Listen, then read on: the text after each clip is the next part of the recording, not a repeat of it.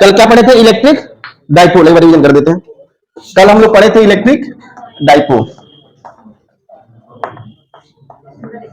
Electric dipole बताए थे, दो इक्वल और अपोजिट चार्ज एक दूसरे से बहुत कम डिस्टेंस, कितनी 2l पे होते हैं। तो इस प्रकार के जो सिस्टम होता है इसको किससे रिप्रेजेंट करते हो?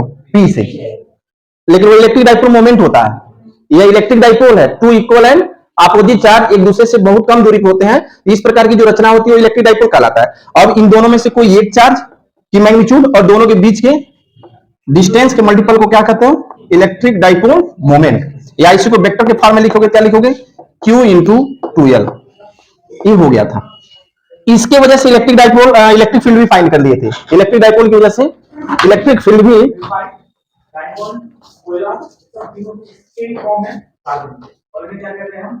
स्कूटी लेकर आ रही है क्या? आज पूजा कराने गए? चलो, P equal to Q into 2l। इसके वजह से इलेक्ट्रिक फील्ड हम निकाले थे दो कंडीशन में, जो कि बहुत इंपॉर्टेंट है। उसमें से एक आपका डेरिवेशन फिक्स है, नहीं तो एक नंबर में सीधे सीधे फार्मूला नहीं आना ही आना क्वेश्चन उससे। इलेक्ट्रिक डाइपोल की वजह से इलेक्ट्रिक फील्ड फाइंड करने के लिए या उसका फार्मूला या उस पर न्यूमेरिकल ये क्वेश्चन आएगा, वो हमेशा आता ही रहता है। इलेक्ट्रिक फील्ड दो कंडीशन में निकाले थे, किसमें? एक्सियल और इक्वेटोरियल। अच्छा,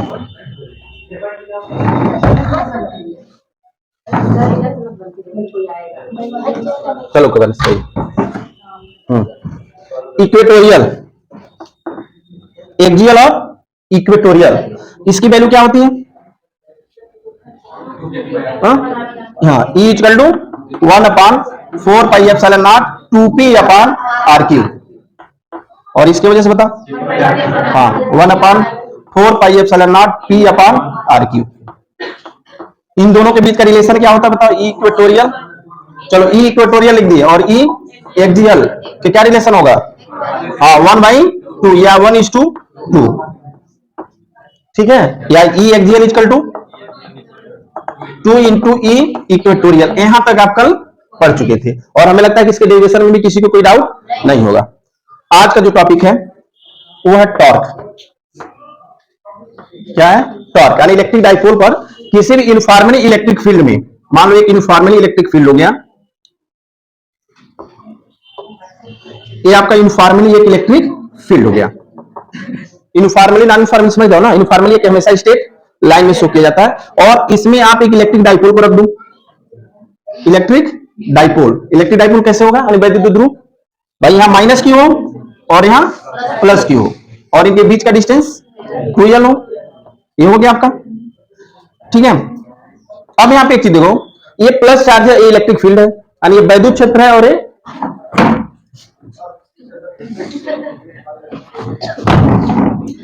ठीक है, ये आपका देखो धनावेश है। क्या है? धनावेश, पॉजिटिव चार्ज, और ये नेगेटिव चार्ज है, यानी ऋण आवेश है। वैद्युत क्षेत्र E में रखा हुआ है। जब भी कोई आवेश किसी वैद्युत क्षेत्र में, यानी कोई चार्ज किसी इलेक्ट्रिक फील्ड में, यानी कोई आवेश किसी वैद्युत क्षेत्र में रखते हो, तो उस पर एक फोर्स लगता है। उसकी वैल्यू क्या होती है? F equal to Q into E। पढ़े हो ना? किसी भी आवेश को, किसी भी चार्ज को किसी इलेक्ट्रिक फील्ड में रखेंगे तो उसमें एक फोर्स लगेगा, और उसकी वैल्यू क्या होगी? इसमें कितने चार्ज है, कितने फोर्स लगेंगे? एक प्लस चार्ज है, इलेक्ट्रिक फील्ड है, तो इसकी डायरेक्शन किधर होगी? बाहर की तरफ, तो इधर होगी। इसकी वैल्यू क्या होगी? Plus Q into E। यानी प्लस चार्ज की वजह से जो फोर्स लगेगा उसकी वैल्यू क्या होगी? QE। डायरेक्शन किधर होगी? एलॉन्ग E, यानी वैद्युत क्षेत्र की तरफ होगी। देखो वैद्युत क्षेत्र की डायरेक्शन इधर है, ये एरो डायरेक्शन बता रहा हूं, तो ये वैद्युत क्षेत्र की तरफ होगी। माइनस की वजह से जो डायरेक्शन होगी इधर होगा, और यहां इसको लिख दो माइनस Q इक्वल टू क्या हो गया? Q into E। ए भी होगा, और एक किधर होगा? अपोजिट। अपोजिट किधर होगा? E की तरफ, E से अपोजिट होगा। देखो क्योंकि इधर है, और अब ये दोनों क्या करेगा? इसको रोटेट करेगा। टॉर्क का मतलब ही होता है कि कोई भी ऑब्जेक्ट रोटेट करना शुरू कर दे। तो जब ये इधर लगाएगा फोर्स और इधर लगाएगा तो क्या करने लगेगा? रोटेट। ठीक है, अब यहां पे अगर मान लो इलेक्ट्रिक फील्ड है, यह इलेक्ट्रिक फील्ड से थीटा एंगल पे रखा हुआ है, थीटा एंगल पे रखा हुआ। टॉर्क हमेशा क्या होता है, देखो एक फोर्स आप यहां लगा रहे हो ना, ये फोर्स लगा रहे हो, जबकि ये परपेंडिकुलर डिस्टेंस ये हो गया, तो फोर्स इनटू परपेंडिकुलर डिस्टेंस को क्या कहते हो, टॉर्क कहते हो। तो यानी आघूर्ण कहते हैं, क्या कहते हैं उसको, वैद्युत द्विध्रुव बल आघूर्ण। शायद हिंदी वाले में वो बल छूट गया था, बड़ा डिस्कस कर रहे थे सब बाद में आगे, हालांकि उसको टाइप करने में मिस्टेक कर दिया था। एक दो रूम में जाके करेक्शन कराए थे, कुछ रूम में नहीं हुआ था, तो बाद में आगे हालांकि कर देना चाहिए उसके, क्योंकि इसके लिए कोई डेरिवेशन है ही नहीं, डेरिवेशन जो भी है टॉर्क के लिए है। तो टाउ, टॉर्क आप निकालोगे, टाउ इक्वल टू क्या लिखोगे, आइदर फोर्स यानी कोई एक बल, इन दोनों में से कोई एक बल, इनटू परपेंडिकुलर डिस्टेंस किससे, परपेंडिकुलर डिस्टेंस बिटवीन टू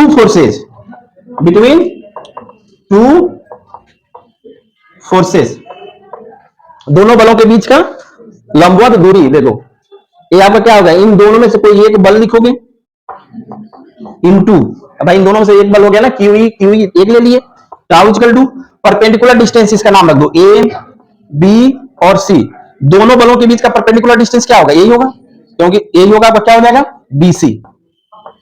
अब बीसी की वैल्यू आपको निकालनी है, कैसे निकालोगे, देखो यहाँ पे ये परपेंडिकुलर हो गया, ये थीटा है, ये वैल्यू दिया है, तो साइन थीटा से हम निकाल सकते हो, sine theta equal to BC upon A B की वैल्यू कितनी है 2l, तो इसकी वैल्यू कितनी हो गई 2l साइन थीटा, यानी बीसी इक्वल टू हो गया 2l साइन थीटा। यही वैल्यू इसमें पुट कर देंगे, तो टाउ इक्वल टू क्या गया, Q E into 2l sine theta, या टाउ इक्वल टू क्या लिख सकते हो इसको, 2ql ई साइन थीटा, या 2ql क्या होता है P E sine theta. Tau equal to क्या गया, पी साइन, वेक्टर के फॉर्म में क्या लिखोगे इसको, P cross E cross P नहीं होगा, पी क्रॉस ई, क्यों, क्योंकि इसका देखो एक पी का डायरेक्शन क्या होती है, हमेशा माइनस से प्लस की तरफ, ये आपका क्या हो गया पी, ये क्या है आपका ई, तो ये आपका क्या हो गया टाउ, इनके बीच का एंगल कितना है थीटा, ठीक है, तो tau equal to P cross E, ठीक है। अब यहां पे अगर थीटा इक्वल टू 0 ले लो, फर्स्ट थीटा इक्वल टू 0, तो टाउ इक्वल टू 0 मिनिमम हो गया, और सेकेंड अगर थीटा इक्वल टू क्या ले लो 90 डिग्री, तो टाउ क्या हो गया मैक्सिमम, और इसकी वैल्यू क्या हो गई पीई। बस ये दो इसमें नोट्स हैं। फिर एक बार देखिए क्या पढ़ रहे हो, टॉर्क, टॉर्क मींस क्या होता है, आघूर्ण, घूर्णन करना, किसी भी फिक्स पॉइंट पर किसी भी सब्सटेंस का रोटेट करना। कोई भी सब्सटेंस रोटेट तब करेगा, जैसे मान लो इसको रोटेट कराना है, तो एक फोर्स इधर लगे और एक फोर्स, दो फोर्स लगना चाहिए, दोनों फोर्स की वैल्यू समान होना चाहिए और डायरेक्शन अपोजिट होना चाहिए। वही कंडीशन इसमें है, देखो जब किसी इलेक्ट्रिक फील्ड में किसी डाइपोल को रखोगे, इसमें दो फोर्स लगेगा, क्योंकि ये देखो प्लस चार्ज और माइनस चार्ज है, प्लस चार्ज की वजह से जो फोर्स होगा प्लस की हुई, और माइनस की वजह से माइनस की, यह तो इलेक्ट्रिक फील्ड के डायरेक्शन हो जाएगा, और इलेक्ट्रिक फील्ड के अपोजिट डायरेक्शन होगा। यह दोनों फोर्स क्या करेगा, इसको रोटेट करेगा, रोटेट करना शुरू कर देगा। दोनों अलग अलग फोर्स आप लिख लोगे, धन आवेश की वजह से क्यूई वैद्युत क्षेत्र की दिशा में, और माइनस क्यू की वजह से क्यूई वैद्युत क्षेत्र के विपरीत दिशा में। इन दोनों में अब आघूर्ण का फार्मूला क्या होता है, किसी एक आवेश पर लगने वाला बल इंटू लंबवत दूरी, दोनों बलों के बीच की लंबवत दूरी, ये लिख दिए either force into perpendicular distance between two forces. तो अब इसको लिख दो, इन दोनों में से कोई एक फोर्स लिखेंगे क्यूई, अब लंबवत दूरी क्या हो गया बी सी, देखिए आप बीसी लिख दो, इस बीसी की वैल्यू हमको निकालना है। देखो ये लंब हो गया, ये कान हो गया, चूंकि समकोण त्रिभुज बन रहा है, तो आप लिख लोगे ना इसको साइन थीटा इक्वल टू लंब टिका बीसी अपन 2l, या BC equal to 2l sine theta हो गया, ये वैल्यू इसी में पुट कर दोगे तो आपकी फाइनल आंसर आ जाएगा, ठीक है, लिख लीजिए। भाई समझा दे रहे हैं इसको। देखो डेरिवेशन तो इस तरह का याद कर लो कि बिल्कुल बिना कॉपी कलम का ऐसे भूल जाओ कहीं पे भी। इसका मतलब कि एक वैद्युत द्विध्रुव को, ध्यान दो, एक वैद्युत द्विध्रुव को वैद्युत क्षेत्र से 30 अंश के कोण पर रखा हुआ है। एक वैद्युत द्विध्रुव को वैद्युत क्षेत्र से 30 अंश के कोण पे रखने पर उस पे एक टॉर्क लग रहा है, एक बल आघूर्ण लग रहा है, उसका मान कितना है 9 × 10⁻⁴। तो वैद्युत द्विध्रुव का मान, वैद्युत द्विध्रुव आघूर्ण का मान ज्ञात कीजिए। देखो यहां पे क्या क्या दिया है, ई की वैल्यू दिया हुआ कितना दिया 10⁴ न्यूटन पर कूलम, और दूसरा क्या दिया है टाउ की वैल्यू दिया है कितना 9 10⁻⁶ 26 न्यूटन मीटर। और थीटा इक्वल टू कितना दिया? 30 डिग्री। फाइंड क्या करनी है? पी। अब यहाँ पे एक चीज ध्यान दो, यह वैद्युत द्विध्रुव आघूर्ण है और यह वैद्युत द्विध्रुव बल आघूर्ण है। यह वैद्युत द्विध्रुव आघूर्ण है पी और यह वैद्युत द्विध्रुव बल आघूर्ण है। यानी क्या निकाले हो? वैद्युत द्विध्रुव, यानी वैद्युत द्विध्रुव, यानी दो ध्रुव हो गए। बल आघूर्ण, बल आघूर्ण टाउ किससे रिप्रेजेंट करते हो? टाउ से। Tau equal to P E sine theta. जबकि केवल अगर वैद्युत द्विध्रुव आघूर्ण लिखा जाए, वैद्युत द्विध्रुव आघूर्ण, ए केवल लिख दिया था, उसमें छोड़ दिया था बल आघूर्ण। वैद्युत द्विध्रुव आघूर्ण अगर केवल हो तो इसको किससे लिखोगे? पी से। ध्यान रखना, वैद्युत द्विध्रुव आघूर्ण पी और वैद्युत द्विध्रुव बल आघूर्ण टाउ। ठीक है, यानी इलेक्ट्रिक डाइपोल मोमेंट पी और ये क्या है? टॉर्क। यहाँ पे बताओ, सब वैल्यू दिया है ना? बताओ टाउ की वैल्यू क्या दिया है? सीधे लिख दो, पी इक्वल टू, इसको ऐसे भी लिख सकते हैं, tau upon P E, P equal to tau upon E sine theta. ये हो जाएगी। इसमें पूरी वैल्यू आपको पुट कर देना। कहाँ गड़बड़ा रहा है? टाउ की वैल्यू 9 इंटू 10⁻26 अपॉन ई की वैल्यू 10⁴ इंटू साइन 30 डिग्री की वैल्यू 1/2। ये ऊपर चला गया तो हो गया 18 इंटू 10⁻30। या इसी को क्या लिख सकते हो? 1.8 इंटू 10⁻29। क्या यूनिट बताओ इसको? पी क्या है? यूनिट, मात्रक, coulomb metre. Good, coulomb metre. देख लीजिए, ना समझ आए पूछ लो। किसी इलेक्ट्रिक फील्ड में कोई चार्ज परपेंडिकुलर एंट्री करे, किसी इलेक्ट्रिक फील्ड के परपेंडिकुलर कोई चार्ज अगर एंट्री करता है उस इलेक्ट्रिक फील्ड में, तो उसका पथ कैसा होता है? किसी वैद्युत क्षेत्र में, किसी वैद्युत क्षेत्र में वैद्युत क्षेत्र के लंबवत कोई आवेश प्रवेश करता है तो गति करेगा ना, कुछ पथ चलेगा, तो उसका पथ कैसा होता है?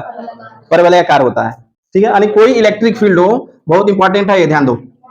ये मान लीजिए कि प्लस चार्ज हो गया, इलेक्ट्रिक फील्ड है, बता रहा हूं, इसको ध्यान दो। ये आपका इलेक्ट्रिक फील्ड में बना रहा हूं, माइनस माइनस माइनस, ये दो प्लेट ले लिए। यानी ये इलेक्ट्रिक फील्ड की डायरेक्शन क्या होती है? प्लस से माइनस तरफ। ये इलेक्ट्रिक फील्ड है, ध्यान दो, समझे? ये इलेक्ट्रिक फील्ड हो गया। एनसीईआरटी का क्वेश्चन है, एनसीईआरटी में डेरिवेशन भी, क्वेश्चन भी दिया है और उसी में क्वेश्चन भी ऐड कर दिया, देखे होगे तुम लोग। ठीक है, और यह क्वेश्चन इस बार इसके पहले वाले में आया भी था, पेपर आप देख सकते हो, तो इसलिए इसको भी देख लो आप। अगर मान लो ये इलेक्ट्रिक फील्ड हो गया, डायरेक्शन क्या है? प्लस से परपेंडिकुलर। कैसे होगा? ऐसे जाए, ये भाई इलेक्ट्रिक फील्ड की डायरेक्शन हो गई। अगर ऐसे कोई चीज जा रहा है क्या कहोगे? इलेक्ट्रिक फील्ड के परपेंडिकुलर। अगर मान लो कि यहां से माइनस क्यू, या कोई इलेक्ट्रॉन, इलेक्ट्रॉन भी दे सकता है और कोई चार्ज भी दे सकता है नेगेटिव, अगर यह एंट्री कर रहा है ऐसे किसी स्पीड से, मान लो स्पीड क्या हो गया? एक्स डायरेक्शन में चल रहा, तो हम एक्स लिख देते हैं, ये वाई है, तो ये क्या होगा? देखो माइनस है और ये क्या है? प्लस। ये चलेगा ऐसे, लेकिन ऐसे आते आते इधर चला जाएगा। क्यों? क्यों जाएगा बताओ? क्योंकि ये माइनस है और ये इसको अपनी तरफ, तो ये एक्स डायरेक्शन है। देखो ये आपका ऐसे सीधे निकालना चाहिए, तो यह यहाँ पे कुछ पथ इसका ऐसे हो गया ना ए। चलो अगर यह एक्स ले लिया गया तो इसको क्या ले लिया जाए? वाई। इसी वाई की वैल्यू डिराइव करना है और क्वेश्चन में देता है प्रूव करिए, यानी सिद्ध करिए कि किसी भी वैद्युत क्षेत्र के लंबवत प्रवेश करने वाला इलेक्ट्रॉन, जब इलेक्ट्रॉन कहेगा तो क्यू जगह क्या लिखोगे? ई, और जब आवेश कहेगा तो क्यू लिखोगे, कि उसका पथ परवलयाकार होता है। यानी उसका पथ ही लिखा, हिंदी में पथ ही लिखता, वो परवलयाकार होता है या पैराबोलिक होता है, इंग्लिश में पैराबोलिक होता है। या जो फार्मूला आएगा उसमें न्यूमेरिकल भी है, अभी जब डिराइव हो जाएगा तो न्यूमेरिकल भी कराएंगे। बहुत सिंपल सा चीज है, आप बताओ कैसे निकालना है। यह इस जैसे इस वैद्युत क्षेत्र में, यानी इलेक्ट्रिक फील्ड ई में, इलेक्ट्रिक फील्ड ई में मान लेते हैं कि इस पूरे इलेक्ट्रिक फील्ड का लेंथ कितनी है? कैपिटल एल ले लो। पूरा इलेक्ट्रिक फील्ड का लेंथ कितनी है? Capital L. इलेक्ट्रिक फील्ड क्या है? ई। ए डायरेक्शन हो गई। जैसे ही कोई चार्ज किसी इलेक्ट्रिक फील्ड में यानी वैद्युत क्षेत्र में प्रवेश करता है, वैसे ही उस पर एक फोर्स लगता है और उसकी वैल्यू क्या होती है? Q इंटू ई। अभी बताया हूं, किसी भी वैद्युत क्षेत्र में कोई चार्ज अगर जाएगा तो उस पर बल लगेगा F इक्वल टू QE। अब जब इसमें प्रवेश किया तो धीरे धीरे देखो ये स्पीड इसकी चेंज होती जाएगी, तो इसका मतलब उसमें एक्सेलरेशन होगा। अगर ये चार्ज है तो इसका कुछ मास भी होगा, मान लो कितना है? मास। अब जब एंट्री किया इसमें तो इसी बल की वजह से वो गति कर रहा है, तो जब ये फोर्स लगा उसमें और वो मोशन कर रहा है तो उसकी स्पीड चेंज हो रही है, तो उसपे क्या होगा, एक एक्सेलरेशन होगा। और एफ इक्वल टू क्या पढ़े हो, M A, M equal to क्या हो गया, क्यू इंटू ई। तो ए इक्वल टू क्या हो गया, यानी किस एक्सेलरेशन से रोटेट कर रहा है, A equal to Q E upon M. ये इसका हर टॉपिक आपके लिए देखो, यहाँ से भी क्वेश्चन कई दिया हुआ किताबों में, देखो बुकों में, A equal to Q E upon M से भी क्वेश्चन दिया। ये इस एक्सेलरेशन से चल रहा है। अगर मान लो कि ये पूरा लेंथ कितना है यल, तो इसको कवर करने में कितना टाइम लगेगा, जब भी एक्स स्पीड से चल रहा है तो पूरा लेंथ कितनी है यल, तो उतना ही दूरी कवर करेगा किस स्पीड से यक्स। तो इस पूरा लेंथ को कवर करने में टाइम कितना लेगा, समय इक्वल टू क्या पढ़े हो, चाल बराबर दूरी बटा समय। तो समय इक्वल टू दूरी यानी डिस्टेंस कितना हो गया यल, स्पीड कितना हो गया V X, T equal to क्या हो गया यल अपन। अब ये निकल गया और टी निकल गया, हमको निकालना क्या है वाई। तो कैसे निकालोगे, वाई इक्वल टू पढ़े हो ना formula, H equal to UT plus half A T square. इसके पहले तो रेस्ट में था, यह किसमें था रेस्ट में था, तो यह चीज इक्वल टू क्या हो जाएगा ए T square, half A T square. यह चीज इक्वल टू क्या है हाफ ए टी स्क्वायर, ठीक है, क्योंकि पहले जब छोड़ा गया तो रेस्ट में था, बाद में जब इसके अंदर एंट्री किया तो इसकी स्पीड कितना हो गई वी एक्स।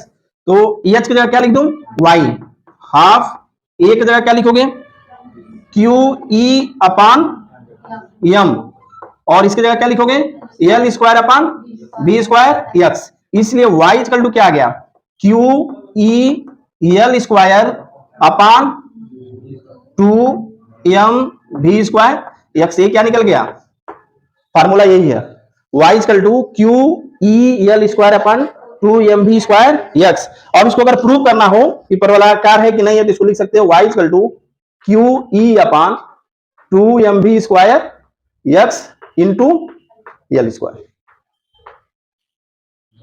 ठीक है। ए पैराबोलिक का इस तरह का समीकरण होता है, पढ़े X minus B X square, Y equal to A X minus B X square. तो ये आपका ये नहीं, केवल बी एक्स स्क्वायर से भी कंपेयर कर सकते हो, तो बी हो गया और ये एक्स स्क्वायर हो गया, ठीक है, तो ये पैराबोलिक हो गया, ठीक। तो ये आपका पैराबोला प्रूव कर रहा है, बाकी ये मेन फार्मूला आपको याद रखना, y equal to Q E L square 2mv square. इसका मतलब हो गया कि किसी भी वैद्युत क्षेत्र में अगर कोई आवेश परपेंडिकुलर प्रवेश करता है तो यह विक्षेपित हो जाता है, इसमें डिफ्लेक्शन हो जाता है, डिफ्लेक्शन, और डिफ्लेक्शन कितना होता है y equal to Q E L square upon 2mv square. यल क्या है वैद्युत क्षेत्र की लंबाई, ई वैद्युत क्षेत्र की तीव्रता, क्यू आवेश, एम आवेश का द्रव्यमान है, और भी स्पीड से एंट्री कर रहा है, ठीक है। नो मतलब कहीं डाउट हो तो पूछ लो।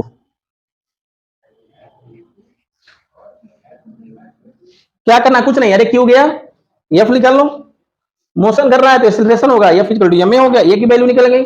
बाकी ये पूरा लेंथ है कितने समय में क्रॉस किया, समय निकालिए। बाकी चूंकि ये ऊपर की तरफ जा रहा है ओरिजेंटल ऊंचाई पे, तो ये चीज इक्वल टू इसको ले लो फार्मूले को, बाकी वैल्यू रख दो, आंसर आ गया।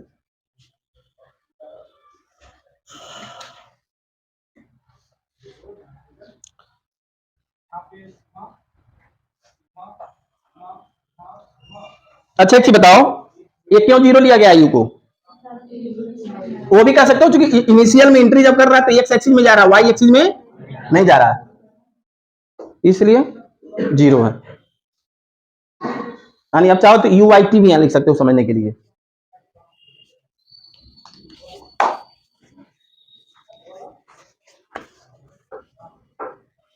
ये डिराइव हुआ तो शुरू कराए थे ना तुम लोगों को, डेरिवेशन डिराइव।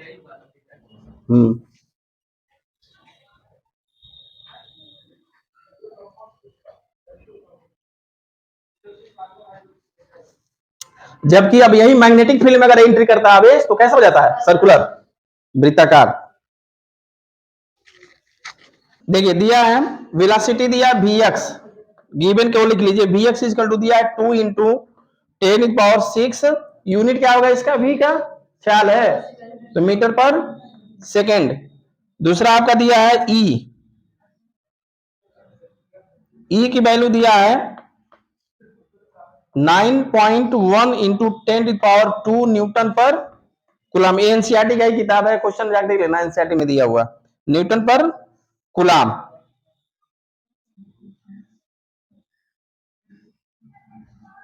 और y की वैल्यू दिया है 0.5 सेंटीमीटर।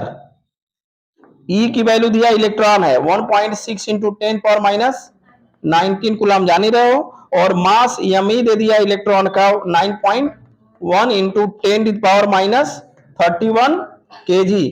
फाइंड क्या करनी है, L की वैल्यू। एनसीईआरटी का लास्ट क्वेश्चन जाके देखना यही है। उसमें दो पार्ट दिया है, पहले पार्ट का डेरिवेशन दिया है और दूसरे पार्ट में इस क्वेश्चन को दिया हुआ है। तो क्या हो गया देखो, V X E given note करना एल, तो अब ये किस में मिल रहा है, इसी में तो मिल रहा है, बाकी हम निकाल ढूंढते रहो फार्मूला फिर।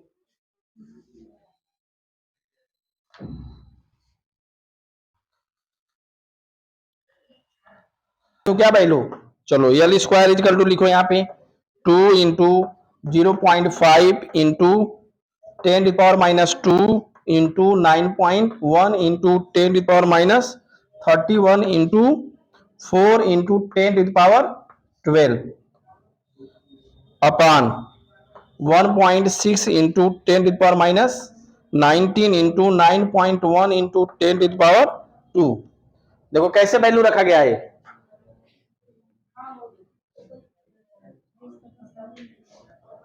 वी एक्स की वैल्यू कितना दिया, देखो 2 इंटू 10⁻6 स्क्वायर करोगे तो कितना हो गया 4 इंटू 10⁻12।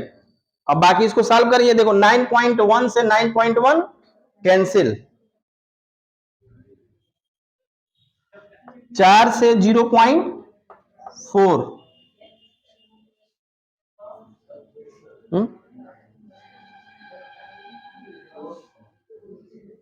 ठीक तो है। अरे एल स्क्वायर इजकल टू, इसको लिखोगे ना, एल स्क्वायर इजकल टू क्या लिखोगे, Y 2m V square X upon Q into E, यही होगा ना। तो देखो 2 की वैल्यू हो गई, ये y की वैल्यू हो गई, ये वी स्क्वायर की वैल्यू हो गई, वी स्क्वायर एक्स 1.58 हो जाएगा ना। देखो बाकी नीचे क्या हो गया, Q 1.6 और E ये दिया ही है। अब इसको सॉल्व कर दो, कितना हो जाएगा ये, इसमें से एक जीरो ले, चलो एल स्क्वायर इक्वल टू क्या लिखना है इसको, 10⁻2 है, 10 कितना हो गया 17, ऊपर ले जाओगे तो प्लस हो जाएगा तो बच गया 14, -14 और 12 -2 कैंसिल।